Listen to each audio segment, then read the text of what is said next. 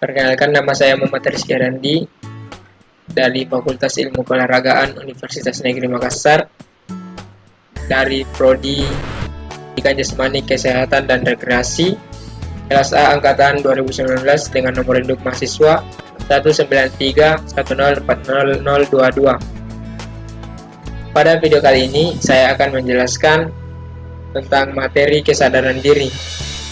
Adapun latar belakang dari pembuatan video ini yaitu sebagai pemenuhan tugas saya dari dosen saya pada mata kuliah Psikologi Pendidikan Jasmani dan Olahraga. Marilah tanpa basa-basi, marilah kita memasuki materi. Yang pertama yaitu pengertian kesadaran diri. Untuk memahami pengertian kesadaran diri, penulis mendefinisikannya sebagai berikut, yaitu diantaranya Kartono dan Gulo mendefinisikan kesadaran diri merupakan kondisi pembiasaan terhadap perasaan-perasaan dan emosi-emosi sendiri. Selain itu, Lubis menjelaskan bahwa kesadaran diri adalah perhatian yang berlangsung ketika seseorang mencoba memahami keadaan internal dirinya. Prosesnya berupa refleksi di mana seseorang secara sadar memikirkan hal-hal yang dia alami. Yang dialami berikut emosi-emosi mengenai pengalaman tersebut. Dengan kata lain, kesadaran diri merupakan keadaan ketika kita membuat diri sadar tentang emosi yang sedang kita alami dan pikiran-pikiran kita mengenal emosi tersebut.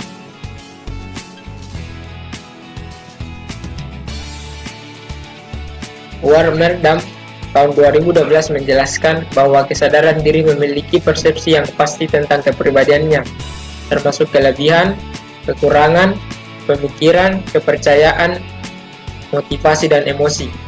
Orang yang memiliki kesadaran diri berarti sadar dengan perasaan dan emosi yang sedang dialami. Memiliki persepsi yang jelas berkenaan dengan kepribadiannya meliputi kekuatannya, kelemahannya, pemikirannya, kepercayaannya, motivasinya, dan emosinya.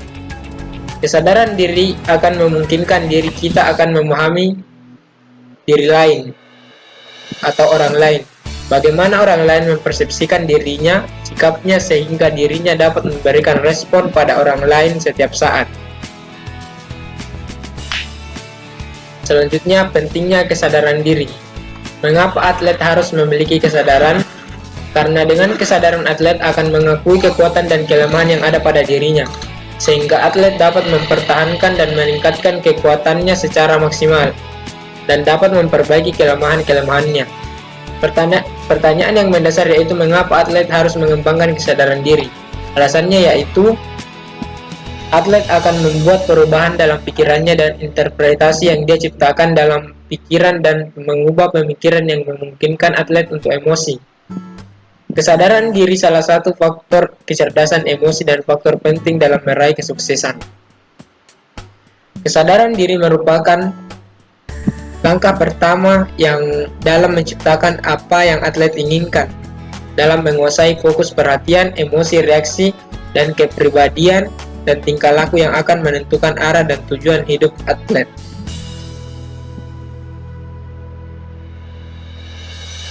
Kaitan dengan hal tersebut, pelatih harus meningkatkan kesadarannya untuk dijadikan sebagai dasar dalam kekuatan dan kelemahan atlet. Selain itu, dalam menetapkan tujuan juga sangat dibutuhkan, sehingga dapat memfasilitasi peningkatan performa atlet yang bersangkutan. Dalam menentukan tujuan juga memerlukan kesadaran diri, karena atlet itu perlu menentukan tujuan dan berjuang untuk meraihnya, mengevaluasinya, dan akhirnya menyesuaikan tujuan tersebut.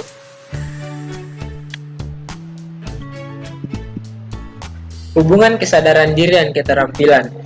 Kesadaran atlet akan selalu terkait dengan beberapa aspek, yaitu sebagai berikut. Yang pertama, latihan keterampilan dasar. Kesadaran sangat dibutuhkan atlet untuk memfokuskan perhatiannya pada tugas-tugas yang harus dilakukan. Kesadaran tersebut harus dikembangkan dalam proses latihan. Pelatih menginginkan atletnya bersemangat dan fokus secara penuh dalam latihan karena hal ini akan membantu menentukan kualitas dari proses latihan tersebut. Selanjutnya, banyak pelatih yang menyadari sepenuhnya bahwa latihan mental penting untuk meningkatkan performa atlet, tetapi tantangannya adalah bagaimana menentukan waktu yang tepat untuk latihan tersebut. Berdasarkan alasan tersebut, latihan kesadaran harus mendorong atletnya melakukan peregangan, berkonsentrasi sebelum latihan. Bentuk latihan ini harus dilakukan oleh atlet setiap latihan, agar atlet sadar pada tubuhnya sendiri bahwa tubuhnya perlu diregang sebelum melakukan tugas-tugas penting dalam latihan, serta atlet akan fokus pada tugas-tugas yang akan dilakukannya. Yang kedua, the all or none syndrome. The or none syndrome atau gejala semua, tidak, atau sama sekali. Menurut Carton dan Gulo menjelaskan, yang pertama, prinsip bahwa bergeraknya satu neuron itu berlangsung baik dengan kekuatan sebelumnya, atau tidak sama sekali terhadap suatu perangsang di atas ambang kesadaran tanpa menghiraukan intensitas dan perangsangannya. Yang kedua, prinsip yang menyatakan bahwa suatu impuls neural akan bangkit dengan kekuatan penuh atau tidak bangkit sama sekali. Yang ketiga, menunjukkan penampilan terbaik. Untuk mencapai kemampuan maksimal dalam olahraga, atlet harus berlatih menampilkan performa terbaiknya. Misalnya, atlet harus belajar mengendalikan keseimbangan antara keadaan berjaya atau berada dalam keperkasaannya dan keanggungannya atau dalam keadaan turun performanya. Olahraga memiliki komponen-komponen yang harus seimbang untuk penampilan ideal. Oleh sebab itu, kesadaran untuk memonitor performa apakah berada dalam performa puncak atau di bawah merupakan usaha yang harus dilakukan. Pelatih dan ahli psikologi harus mengajak atletnya bertukar pikiran mengenai penampilan terbaiknya, sehingga atlet bisa memahami dan mengidentifikasi penampilan terbaik yang dimilikinya. Selanjutnya, yang keempat, yaitu kesadaran mengolah emosi. Supaya atlet mampu menampilkan gerak dengan konsisten, atlet harus sadar pada penampilan terbaiknya. Atlet harus belajar mengendalikan kegembiraan agar energi benar-benar disalurkan hanya untuk penampilannya. Untuk mengelola kapan arousal atau keterbukaan berada terlalu rendah atau kapan arousal harus meningkat. Untuk meningkatkan kendali diri pada atlet-atlet harus mempelajari pengaruh stres terhadap penampilannya. Langkah yang bisa dilakukan adalah sebagai berikut, yaitu setiap atlet harus sadar pada keterbuan yang dimilikinya apakah sudah sesuai dengan kebutuhan. Atlet harus mengenali situasi stres yang cenderung berpengaruh negatif pada performanya. Pengetahuan mengenai hal tersebut bisa dijadikan sebagai strategi untuk mengatasi stres. Atlet harus memahami stres serta mengetahui cara mengatasinya, karena manifestasi pada stres pada setiap atlet berbeda-beda. Ada atlet yang mengalami stres otot bahu dan lehernya kaku, bicaranya gagu, gelisah, pernapasannya berubah. Selanjutnya yaitu teknik meningkatkan kesadaran. Yang pertama yaitu memberikan jurnal atau lembar umpan balik. Jurnal olahraga merupakan sebuah metode yang terstruktur yang bisa merefleksikan performa dalam olahraga. Jurnal berisikan informasi mengenai pengetahuan yang dialami atlet untuk dipergunakan dalam meningkatkan performa atlet tersebut. Di dalam jurnal ditanyakan mengenai stressors atau sesuatu yang menghasilkan tekanan pada fisik maupun mental atlet. Manifestasi dari stres, perasaan yang berhubungan dengan performa, konsentrasi, dan pelaksanaan keterampilan. Yang kedua, setelah atlet atau tim bertanding, atlet atau tim tersebut diskusi dengan pelatih mengenai apa yang telah dipelajari oleh setiap anggota tim. Pelatih bisa menetapkan tujuan baru atau memodifikasi tujuan yang sudah ditetapkan, memberikan umpan balik terhadap performa yang ditampilkan. Umpan balik tersebut dijadikan sebagai informasi untuk meningkatkan penampilan atlet. Teknik ini membantu atlet belajar dari pengalaman masa lalu yang pernah dilakukannya. Selanjutnya, menutup pengalaman tersebut dan mulailah untuk fokus pada penampilan yang harus dilakukan berikutnya. Pelatih dan ahli psikologi olahraga harus mengetahui keadaan psikologis atlet sebelum tampil dalam pertandingan. Sehingga setelah selesai bertanding, pelatih dan ahli psikologi olahraga bisa membandingkan skor yang diperoleh sebelum dan setelah penampilan. Pelatih harus tahu bagaimana keadaan psikologis yang terjadi ketika atlet menampilkan performa terbaiknya. Selanjutnya, latihan imagery. Latihan imagery bisa digunakan untuk meningkatkan kesadaran atlet untuk menampilkan penampilan idealnya. Teknik ini sangat efektif dilakukan pada musim libur latihan. Teknik imagery digunakan untuk mengingat kembali performa terbaik yang pernah atlet capai. Atlet berusaha untuk mengidentifikasi perasaannya, tingkat arausalnya, pemikirannya, ketegangan ototnya, konsentrasinya yang pernah dialaminya. Latihan imagery merupakan alat yang efektif sekaligus menghasilkan kesadaran ketika mengisi lembar umpan balik setelah atlet menampilkan performanya. Atlet yang tidak yakin terhadap apa yang terjadi pada dirinya bisa memutar ulang performanya untuk menentukan apa yang mereka pikirkan, rasakan, dan hadiri pada momen tertentu. Ya, itulah tadi video yang materi yang dapat saya sampaikan tentang kesadaran diri. Semoga dapat bermanfaat bagi kita semua, dan lebih dan kurangnya mohon dimaafkan. Saya akhiri, wabillahi taufiq wal hidayah. Assalamualaikum warahmatullahi wabarakatuh. Perkenalkan, nama saya Muhammad Rizky Randi dari Fakultas Ilmu Keolahragaan Universitas Negeri Makassar, dari Prodi Pendidikan Jasmani, Kesehatan dan Rekreasi, kelas A angkatan 2019 dengan nomor induk mahasiswa 193104022. Pada video kali ini saya akan menjelaskan tentang materi kesadaran diri. Adapun latar belakang dari pembuatan video ini yaitu sebagai pemenuhan tugas saya dari dosen saya pada mata kuliah Psikologi Pendidikan Jasmani dan Olahraga.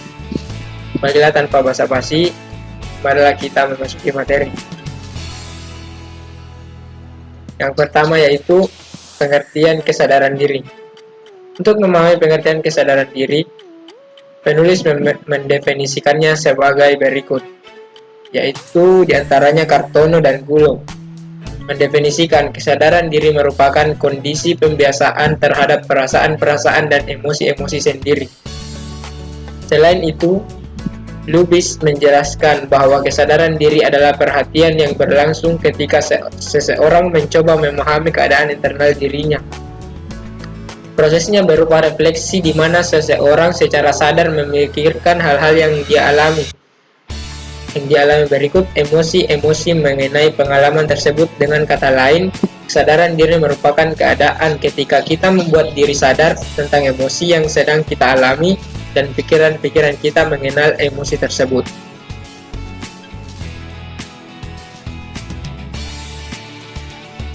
Warmerdam tahun 2012 menjelaskan bahwa kesadaran diri memiliki persepsi yang pasti tentang kepribadiannya, termasuk kelebihan, kekurangan, pemikiran, kepercayaan, motivasi, dan emosi. Orang yang memiliki kesadaran diri berarti sadar dengan perasaan dan emosi yang sedang dialami.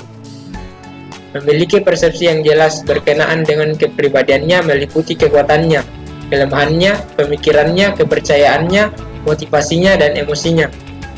Kesadaran diri akan memungkinkan diri kita akan memahami diri lain atau orang lain, bagaimana orang lain mempersepsikan dirinya, sikapnya, sehingga dirinya dapat memberikan respon pada orang lain setiap saat. Selanjutnya, pentingnya kesadaran diri. Mengapa atlet harus memiliki kesadaran? Karena dengan kesadaran atlet akan mengakui kekuatan dan kelemahan yang ada pada dirinya, sehingga atlet dapat mempertahankan dan meningkatkan kekuatannya secara maksimal, dan dapat memperbaiki kelemahan-kelemahannya. Pertanyaan yang mendasar yaitu mengapa atlet harus mengembangkan kesadaran diri? Alasannya yaitu atlet akan membuat perubahan dalam pikirannya dan interpretasi yang dia ciptakan dalam pikiran dan mengubah pemikiran yang memungkinkan atlet untuk emosi. Kesadaran diri salah satu faktor kecerdasan emosi dan faktor penting dalam meraih kesuksesan. Kesadaran diri merupakan langkah pertama yang dalam menciptakan apa yang atlet inginkan, dalam menguasai fokus perhatian, emosi, reaksi, dan kepribadian dan tingkah laku yang akan menentukan arah dan tujuan hidup atlet.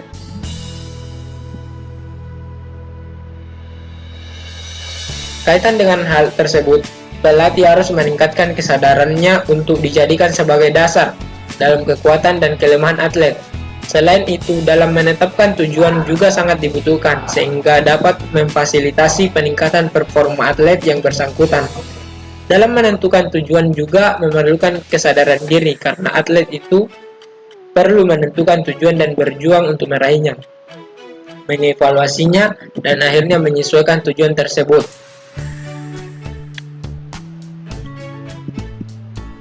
Hubungan kesadaran diri dan keterampilan.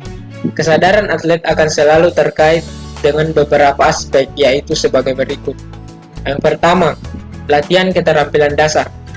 Kesadaran sangat dibutuhkan atlet untuk memfokuskan perhatiannya pada tugas-tugas yang harus dilakukan. Kesadaran tersebut harus dikembangkan dalam proses latihan. Pelatih menginginkan atletnya bersemangat dan fokus secara penuh dalam latihan karena hal ini akan membantu menentukan kualitas dari proses latihan tersebut. Selanjutnya, banyak pelatih yang menyadari sepenuhnya bahwa latihan mental penting untuk meningkatkan performa atlet, tetapi tantangannya adalah bagaimana menentukan waktu yang tepat untuk latihan tersebut. Berdasarkan alasan tersebut, latihan kesadaran harus mendorong atletnya melakukan peregangan, berkonsentrasi sebelum latihan. Bentuk latihan ini harus dilakukan oleh atlet setiap latihan, agar atlet sadar pada tubuhnya sendiri bahwa tubuhnya perlu diregang sebelum melakukan tugas-tugas penting dalam latihan, serta atlet akan fokus pada tugas-tugas yang akan dilakukannya. Yang kedua, the all or none syndrome. The or none syndrome atau gejala semua, tidak, atau sama sekali. Menurut Carton dan Gulo menjelaskan, yang pertama, prinsip bahwa bergeraknya satu neuron itu berlangsung baik dengan kekuatan sebelumnya, atau tidak sama sekali terhadap suatu perangsang di atas ambang kesadaran tanpa menghiraukan intensitas dan perangsangannya. Yang kedua, prinsip yang menyatakan bahwa suatu impuls neural akan bangkit dengan kekuatan penuh atau tidak bangkit sama sekali. Yang ketiga, menunjukkan penampilan terbaik. Untuk mencapai kemampuan maksimal dalam olahraga, atlet harus berlatih menampilkan performa terbaiknya. Misalnya, atlet harus belajar mengendalikan keseimbangan antara keadaan berjaya atau berada dalam keperkasaannya dan keanggungannya atau dalam keadaan turun performanya. Olahraga memiliki komponen-komponen yang harus seimbang untuk penampilan ideal. Oleh sebab itu, kesadaran untuk memonitor performa apakah berada dalam performa puncak atau di bawah merupakan usaha yang harus dilakukan. Pelatih dan ahli psikologi harus mengajak atletnya bertukar pikiran mengenai penampilan terbaiknya, sehingga atlet bisa memahami dan mengidentifikasi penampilan terbaik yang dimilikinya. Selanjutnya, yang keempat, yaitu kesadaran mengolah emosi. Supaya atlet mampu menampilkan gerak dengan konsisten, atlet harus sadar pada penampilan terbaiknya. Atlet harus belajar mengendalikan kegembiraan agar energi benar-benar disalurkan hanya untuk penampilannya. Untuk mengelola kapan arousal atau keterbukaan berada terlalu rendah atau kapan arousal harus meningkat. Untuk meningkatkan kendali diri pada atlet-atlet harus mempelajari pengaruh stres terhadap penampilannya. Langkah yang bisa dilakukan adalah sebagai berikut, yaitu setiap atlet harus sadar pada keterbuan yang dimilikinya apakah sudah sesuai dengan kebutuhan. Atlet harus mengenali situasi stres yang cenderung berpengaruh negatif pada performanya. Pengetahuan mengenai hal tersebut bisa dijadikan sebagai strategi untuk mengatasi stres. Atlet harus memahami stres serta mengetahui cara mengatasinya, karena manifestasi pada stres pada setiap atlet berbeda-beda. Ada atlet yang mengalami stres otot bahu dan lehernya kaku, bicaranya gagu.